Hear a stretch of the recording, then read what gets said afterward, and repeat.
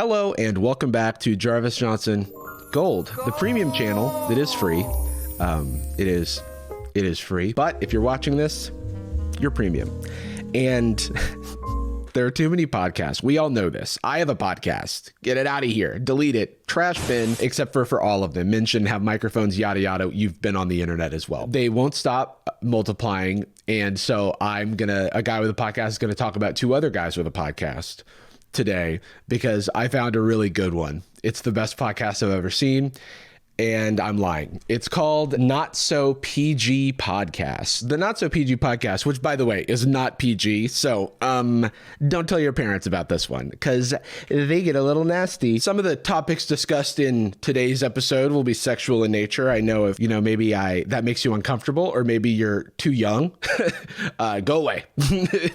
I'm not here to have the birds and you should not be getting the birds and the bees talk from YouTuber and podcaster, notably not model Jarvis Johnson. So I'll catch you next time. It's hosted by someone named Peter Vigilante. Huge TikToker, hot boy is his vibe. He's got the beautiful AI generated profile picture. He's an actor, a podcaster. He's also a television. He's a multi-hyphenate.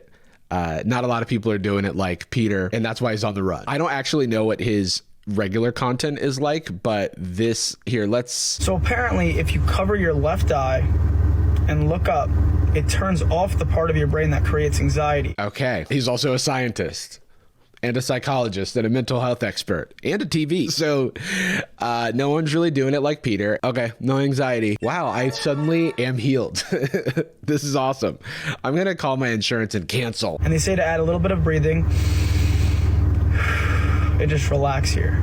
And I feel quite calm. Wow, thanks, Peter. Add a little bit of breathing, which is you always got to sprinkle a little bit of breathing into whatever you do so that you live to continue doing the thing that you're doing. But this is Peter's vibe. Obviously, he's a genius. We're going to be focusing on the podcast today, but I wanted to give you just a little bit of a primer on Big PV. The podcast that introduced me to the Not So PG podcast with PV, when he had a guest on that I was familiar with by the name of Garrett Nolan. If you Google him, he's an American model, social media personality, best known for his content on TikTok. I'm still in contact with the Wikipedia people to see how I can get American model added to my Wikipedia because that's really cool. He's done like lots of fun pick me boyfriend type content, 15 million followers. He does like acting where he's like perfect and amazing at it. My family is broken. You get it. I didn't know he had this ear. Light me up inside like the 4th of July. Sorry, I don't have time. I don't have time to open this chapter.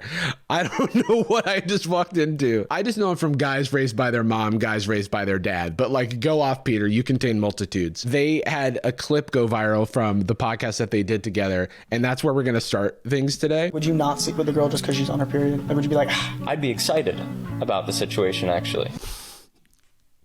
I have a podcast with my good friend Jordan Adika, and this conversation has never come up for us. So I am wondering what led to this discussion. But the question on the table is, would you sleep with a girl who's on her period, or would you be like, I like how Peter Vigilante goes like, or would you be like, actually I've got a yoga class right now. I can't, things are getting hot and heavy, but I have a prior engagement. Actually I'm a vampire. And I don't want to show you that side of myself right now. The side of blood just makes me go, woo. So rain check. The answer to this question doesn't matter. This is like for two parties to decide, right? I do assume that the premise of this is that one party is already like cool with the situation. Garrett somehow finds the worst possible way to answer the question. I'd be excited about the situation, actually. I'd be absolutely thrilled. Consider my interest piqued at the prospect. Ma'am, madam, what are synonyms for excited? Consider me exhilarated, stimulated, delighted, and proud to be in this situation, miss. Yeah, count me in. Not only am I down, but I am positively quivering with whimsy, madame. Milady, not only am I down, but I'm down to clown around town. I've been impregnated with glee in the presence of thee. Before we get into that, we have a brief word from today's sponsor, Aura. You've heard me talk before about the massive data leaks from companies like Ticketmaster and Dell. Unfortunately, this recently happened with National Public Data when over 2.9 billion records of personal information were leaked onto the open internet, including full names, addresses, phone numbers, emails, names of relatives, and most alarmingly, social security numbers. To add insult to injury, data brokers profit off of your data that is available online by selling it to whoever would be interested, potentially scammers and identity thieves. To keep my data secure, I use Aura. Aura quickly alerts me if my data has been compromised and provides swift fraud alerts to notify me if there's been any misuse of my data, like opening a new credit card or trying to start a bank account in my name. And if you're not me, that's a problem. Aura monitors your personal data, including your social security number, across billions of data points, including the dark web and public court records, to detect and alert you to any potential identity theft. Aura actually offers identity theft insurance to protect you from the worst case scenario, but they offer so much more, from transaction monitoring, antivirus, VPN, password manager, parental controls. There's a mobile app. They can opt you out of data brokers selling your information for a profit, and it's all conveniently located in one place for one affordable price. So let Aura do the hard work of keeping you safe online. Head over to aura.com/Jarvis and get a 14-day free trial where you can see what information about you is out there and protect yourself. Thanks again to Aura for sponsoring this video. Now back to the video. Would you not sleep with a girl just because she's on her period? Like, would you be like, I'd be excited about the situation, actually. So I'm going to go ahead and say, before Garrett finishes, and look, I am not a period haver, but I would consider excitement a red flag, no pun intended. Yeah? Excitement? That's strange. I'll say it. I'll name and shame and I'll play the blame game, James. You know? The situation, actually. The blood coming from the cervix. yeah. The blood coming from the cervix. Peter Vigilante. Yeah. Cervix. Yeah. I feel as a transcript should only be present in a podcast amongst gynecologists. Or women. Just not too fuckboys is maybe that's where I draw my line. He's like, oh, yeah, now I'm following you. I know all the things about female anatomy. In fact, this is like reminding me of that scene in 40-Year-Old Virgin where Steve Carell's character has never touched a boob, but he's trying to like play along with the guys, and he's like, yeah, ooh, yeah, and I grabbed them and they felt like a bag of sand, right, fellas? That's what they feel like. Cervix, I know what that is, and I know where it is. Right here on the right below the neck. You know, I clowned it at first, but I will concede that this is not so PG of a podcast. Some divinity to it. I believe it has healing. I agree with that. What? Based on what? What is happening right now? To entertain and be a part of. I think that's how you create a soul tie. What are we talking about? I want to be a part of? This feels so strange. This is such an odd fetishization of like women's bodies like doing their thing. I don't know. It makes me uncomfortable. Maybe I'm the weird one. They should rename this podcast to the cervix guys, the divinity dudes. Women's bodies, I give that infinity booms because they're perfect. Hi, Peter Vigilante. Actor, model, TV. Create a soul tie. It sure as hell creates a wonderful experience. If it doesn't create a soul tie, it's like this is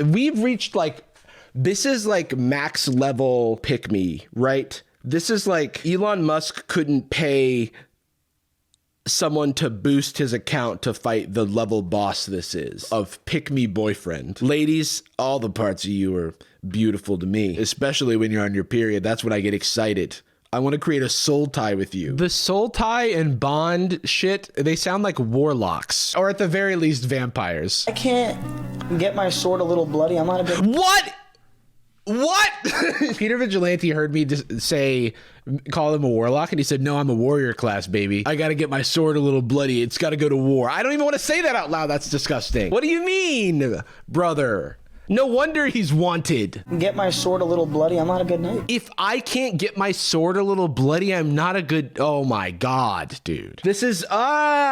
What do you mean? What is that metaphor? Sex is a battle to you? Tell me, in this metaphor, if you're a knight and your dick is your sword, then what is a woman in the metaphor? You're making sweet love to her on the battlefield? You just stabbed her, okay, with a sword. That doesn't work. Or does it? I mean, you're the vigilante. He says it so nonchalant, too. He's like, if I can't get my sword a little bloody. Like he's a Rupi Kaur poem. Fuckboy Rupi Kaur says, if I can't get my sword a little bloody, I'm not a good knight. The sword is my dick, by the way. Sword a little bloody, I'm not a good knight. I would like to say good night because this makes me want to go to sleep. I would challenge, and I mean, this is a thing where like these men know women in their real lives, and this got 585,000 likes. So I wonder what the women in their lives think about this.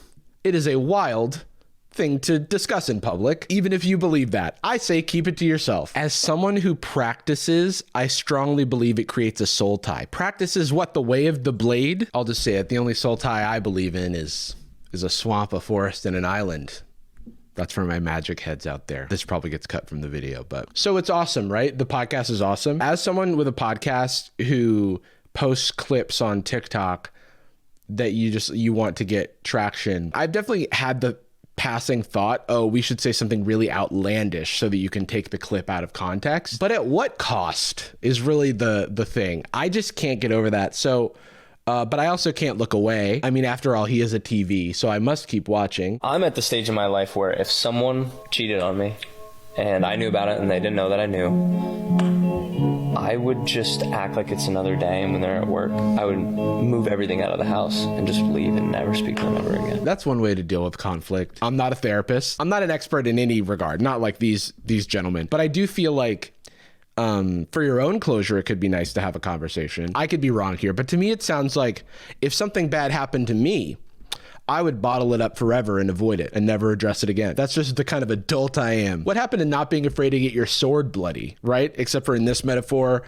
the blood is the result of a emotional conflict, and the sword is confrontation. I still don't know if we should ever use that metaphor for anything because it really just feels like you're killing someone every single time. So forget I said it, but also you shouldn't have said it either. I'm actually at the point in my life when I'm afraid to talk to somebody. I'm at the point in my life where confrontation and communication are things that I do not participate in. I do not believe in them. I believe in soul ties only. I believe in soul, mind, body connections and no words exchanged. If you ever do me wrong, I will disappear into the night, never to be seen again. That's just the kind of adult I am. Model, by the way. If I found out my partner was cheating on me despite our soul tie that had been created through means that I discussed on a previous clip of this podcast, I would actually undo that soul tie. I would take off that full Windsor knot and lay down the tie like I lay down my sword, which is my penis. I'm master of metaphors, by the way. I have a podcast. I've had guys tell me they don't eat That? they don't do it. And I've had... When he said that, I thought he was going to say, I've heard guys tell me they don't eat pussy.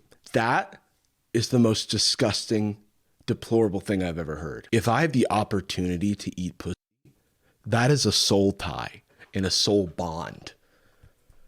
And here I have a diagram of the cervix. You're not going to get anything done in 15 seconds. I'm sorry. I don't care how good you are. You're not. Yeah. Things take time, especially when you're working with such a beautifully intricately designed, like, oh, I love it. This dude is unreal. It's like we've concentrated pick me boyfriend into like one substance, and it is this man. I like don't believe you. Ugh, it's just so beautiful. 15 seconds, that's not enough time. Yeah, who is that news to? Okay, sorry, I was ready with that question because Garrett was looking in the mirror over there and he was going, you know what I miss? I miss eating. What? Maybe I'm lacking this version of male friendship in my life, but I have never and can never imagine a situation where I'm with a friend and they're looking in the mirror and saying that they miss eating pussy. That is the most maidenless thing I've ever heard in my life. Is the podcast the Not So PG podcast because it's only about vaginas? Because that is like 90% of the clips I've seen of them so far. In different clothes, mind you. I just love thinking about Garrett in full like army fatigues, doing a TikTok dance while his friend talks about how he was looking in the mirror and how he misses eating pussy. I could feel my eyes dilate saying that too, because Peter knows I've been celibate for way too long now. Is this a cry for help? I think we found the problem. This is vital lore to everything that Garrett has said so far, where he's like mythologizing the labia. You know what I mean? And it also is so dehumanizing to women, right? Like as just like objects. Because so far there's been, other than the talk about a soul tie, there's been nothing about the actual connection that you have with a person outside of like a sexual being. I don't know, man. This is sad to me. It feels like they're like respecting women TM, you know, like they're saying the words that like sound like they're putting women up on a pedestal, but it doesn't like come out like that. It comes out like women are something to be conquered with my sword, which is my penis, by the way, which unfortunately I haven't gone to battle recently. And I was in the metaphor where vaginal sex is battle and you're bloodying your sword. By the way, feminist guys, by the way, actor model TV. And now I'm looking in the mirror and I am saying, man, I miss licking my wounds. None of this is good. None of this makes me feel good. I'm just gonna go back to...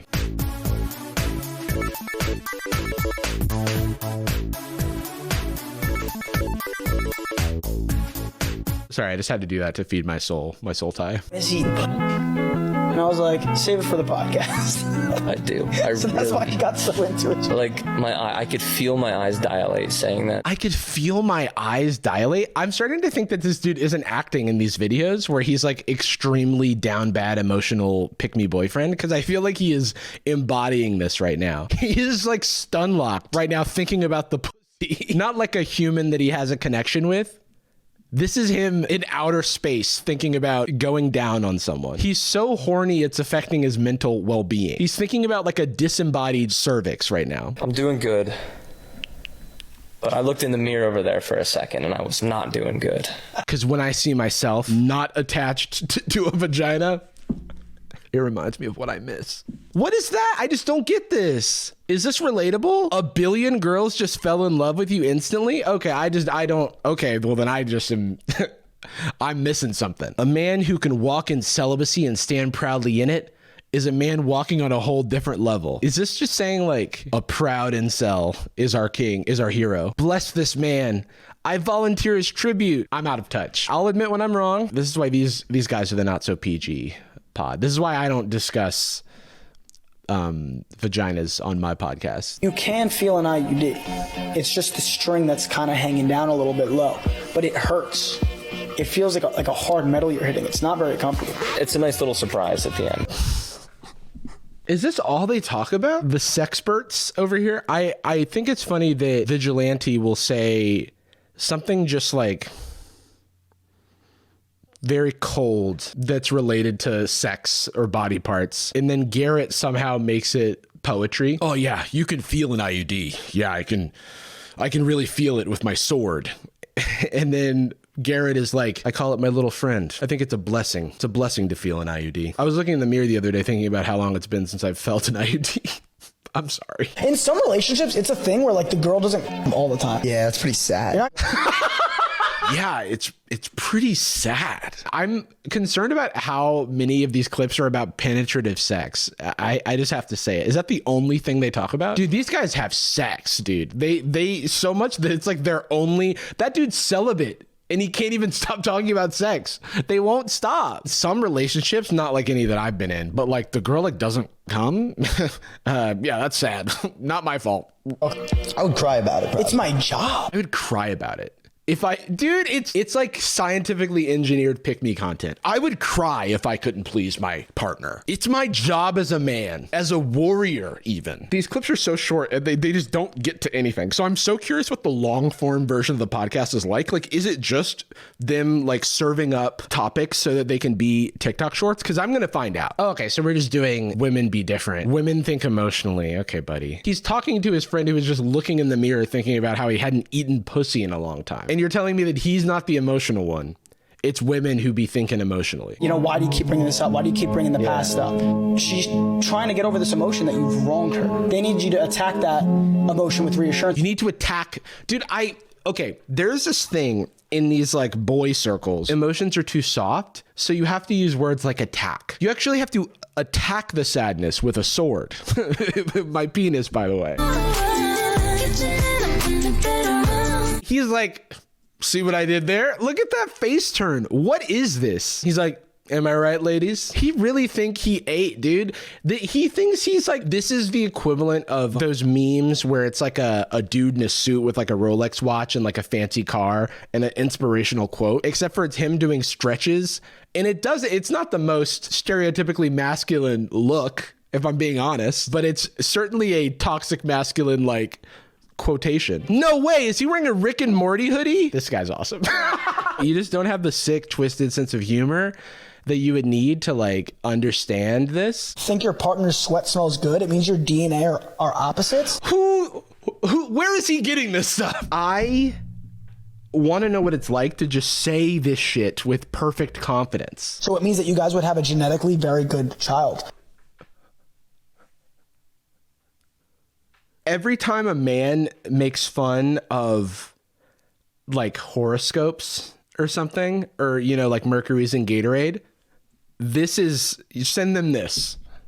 Because you're going to get some like fucking pseudoscientific bullshit. Your sweat smells opposite, so it's DNA opposite.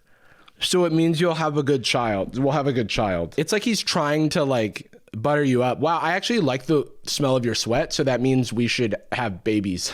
So it's a good thing. If your partner thinks that your sweat smells good, it means that you're a good fit to have a very genetically strong child. I don't doubt that there's like studies about stuff like this, but you just can't say it confidently. Call me crazy, but I don't just like spout this stuff out and just say like, yeah, just trust me. Like, where did you get the information, right? Because it feels like when you see a headline about how chocolate is good for you, and then you find out that it's like somebody who paid to be in a scientific journal and the study isn't peer reviewed, and it's just people take a headline and they run with it. That's like what this feels like. I was just with a chick recently that had a mirror on her wall. Damn. That's the ceiling, by the way, Chris.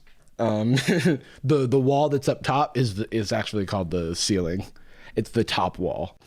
She had a mirror on her wall. Oh my God. I want to live life like this. It seems awesome. It seems awesome. And I'm just like looking up. I'm just like, And you just see the perfect like hourglass over. yes. Never seen it from this angle before. I think I'm going to make a room just full of mirrors. Mirror room. Dude, himbo life, it seems awesome. You got no consequences. You can say everything. You don't need to know any facts. You're just working on vibes. You're like John Hamm in 30 Rock. A girl wouldn't fart in front of you. Would you feel disrespected? I would feel left out. Yeah. And this is why I started sniffing them. Okay, so maybe this is performance art. This guy's earnestness is hysterical to me. I would be honored to sniff your fart. I was looking at myself in the mirror and I thought to myself that if I can't sniff your fart, then where's the art? There's no mirrors on the wall. I can't look at your hourglass figure. I don't even like the smell of your sweat. Maybe we're not meant to be. Girls like, oh, we like a guy who cries. And then I do it, and they bring it back up. What a bitch. That's what I'm saying. Jesus. I'm not saying every girl's like this. I think there are some great women out there. There are some great women. But we're just talking about the majority of them they suck. Be submissive in a moment and hold them and let them cry on your shoulder. Let him cry on your shoulder. Let him sniff a fart, okay? Stop being a bee. It's like an extension of like toxic masculinity, right? Like it affects everyone, not just men. And so there are people who are not comfortable with men sharing their emotions, and that's like maybe growth that they need to have. I think that a lot of like dudes have taken the lesson that like you can't show your emotions around women, and not like that may just not be the right person, right? If you can't be your full self, if you can't cry because you haven't sniffed a fart in a long time, then like, is this the one?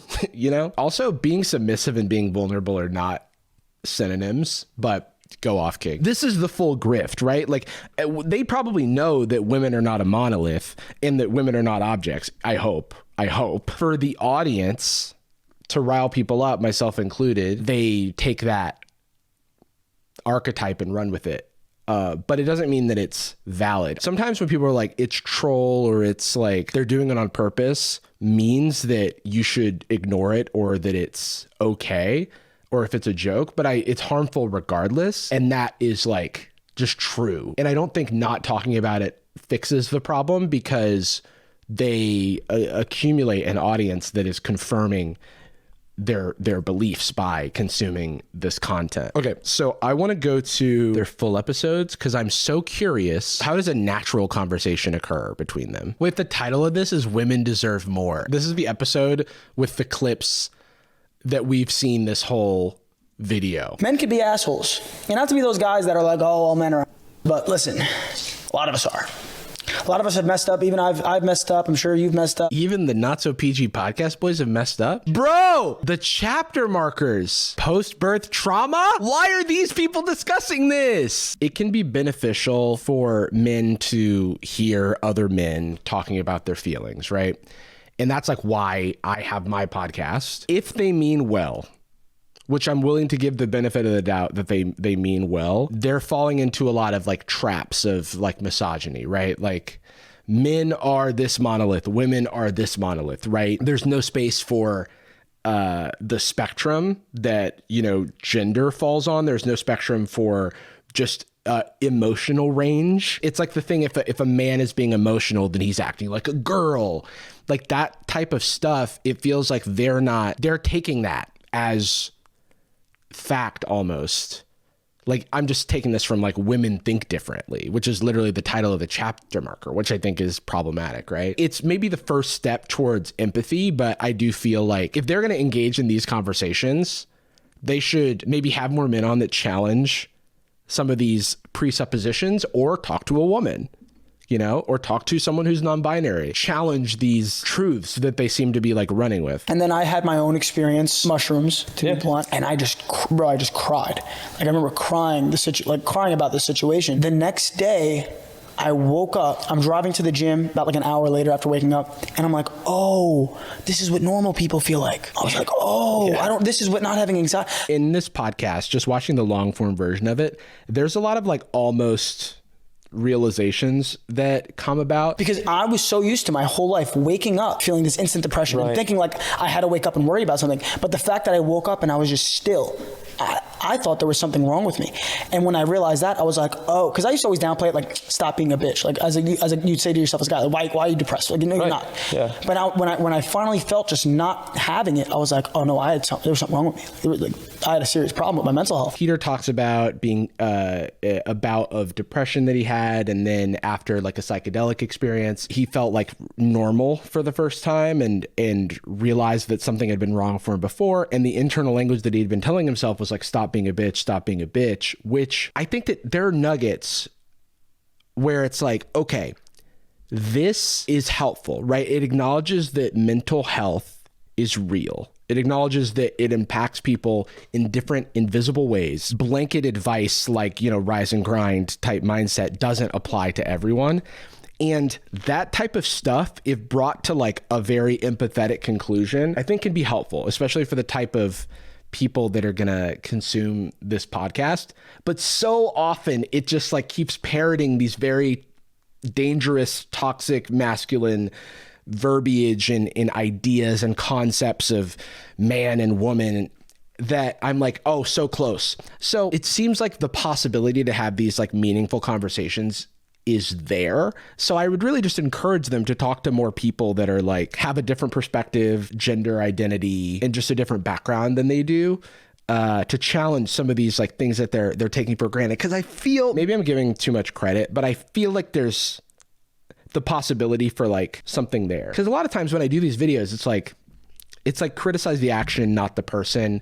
Try my best, you know, I'm fallible, but I guess I do just believe in the capacity for growth and change. So I think that is like what I would close on. As it stands, clips are bad, not very PG is what I'll say. And that's the verdict. And I hit the gavel. It was a judge show the whole time. Okay, that was fun, I think, maybe. Well, I hope you had fun. I certainly didn't. Bye.